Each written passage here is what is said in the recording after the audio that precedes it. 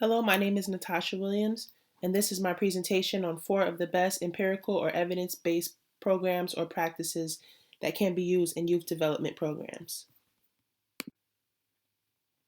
These are the four empirically based programs that will be covered in this presentation. These programs can be found in the text African American Psychology from Africa to America. The four best practices include Rites of Passage, Strong African American Family Program, the Sisters of Nia and their companion group, Brothers of Ujima, and finally, Real Men. The Rites of Passage program is the first program that will be discussed in this presentation. It is initially seen in programs developed by Jones and Neblett, and it wanted to focus on the development of African American teens while introducing Afrocentric principles. The program participants were high school females, and the duration of the program was 10 weeks. It focused on positive cultural factors, increasing ethnic identity, awareness of racism, youth activism, and incorporating a more collectivistic nature seen in African culture. This program also used African proverbs and symbolism to relate to modern issues. Rites of passage are rituals that are used to formally recognize traditions from childhood to adolescence and then from adolescence into adulthood. This practice was seen in naming ceremonies that's more commonly seen in African cultures. These were programs that were implemented and established to increase racial and ethnic identity, and it really resulted in significant improvements in the participants. Um, Following the program, the participants showed an improvement in grades, an increase in communication with family, increased drug use efficiency, decrease in overall drug use, decrease in risky sexual behaviors, as well as an increase in racial identity. This brings me to the second empirically based program that was discussed in Chapter 5 on kinship and family, the Strong African American Family Program. This program was specifically developed for families in rural communities. In these rural communities, teens were found to engage in more risky behaviors, for example, substance abuse and risky sexual behaviors at a greater rate than was found in teens that resided in suburban areas as well as heavily populated areas. It provides programs for families in rural communities, again, that experience financial strain and poverty. It also helped children to learn how to resist peer pressure. The program structure was, it consisted of preteen children and their caregivers attending a skills program designed to strengthen their familial interaction and increase the parents' ability to help their children set and reach goals as they reach adolescence.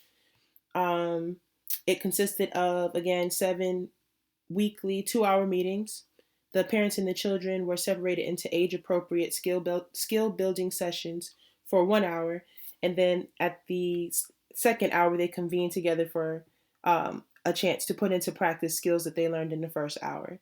Parents were also taught to take a more vigilant role in their child's life. The findings of the Strong African American Family Program were less alcohol usage reported by the teens.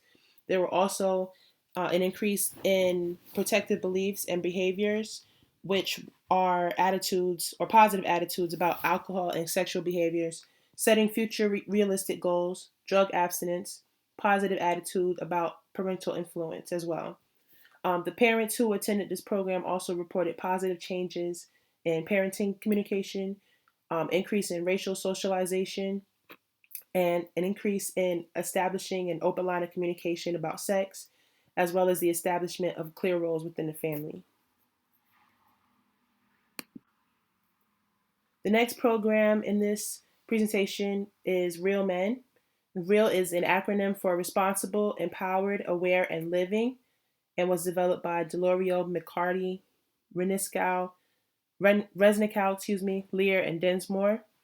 And it was a true experiment in that the treatment group involved HIV prevention for Black teen boys, while the control group consisted of nutritional information and exercise programs. In the real program, 277 fathers or father figures attended 7 2-hour classes on communication, parental monitoring, improving teen peer interaction, and HIV and AIDS prevention. The participants were required to be at least 18 years old, involved in the child's life for at least 1 year, as reported by the mother, and the father did not have to be biologically related to the child. At the conclusion of the program, the father received a certificate of completion, as well as a celebration ceremony with their child. The results of the program were significant. The teens were more likely to abstain from sex. Communications between fathers and sons were more effective when speaking about sexual behaviors, and boys in the treatment group reported higher rates of abstinence at the follow-up 6 months later than boys in the control group. They also reported more condom usage and increased responsible sexual behavior. The final program is the Sisters of Nia and the companion program, Brothers of Ujima program. The Sisters of Nia was a 16-week program that aimed to increase cultural awareness among teen girls. The focus was to increase ethnic identity and pride, increase positive and more reciprocal relationships and friendships in young teen girls as well. The researchers found that girls at this age tend to engage in negative social behaviors toward their peers, including gossiping, bullying, and cliques.